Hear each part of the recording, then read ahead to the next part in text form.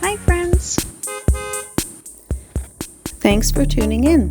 If you like this video, please give it a like, comment below, and take a moment to subscribe to our channel. Gaspé is a beautiful town on the tip of the Gaspé Peninsula in Quebec. Known as the birthplace of Canada, Gaspé is where the French explorer Jacques Cartier first landed in 1534 and claimed the land for France. This charming town is rich in history and surrounded by stunning natural beauty, with the St. Lawrence River to the north and the Appalachian Mountains all around.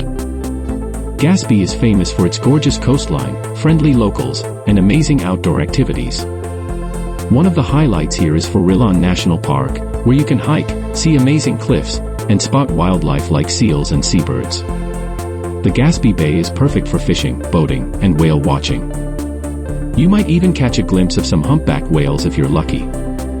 The town has a vibrant culture with strong Acadian, French, and Indigenous influences. You can explore local museums, like the Musée de la Gaspésie, to learn more about the area's history.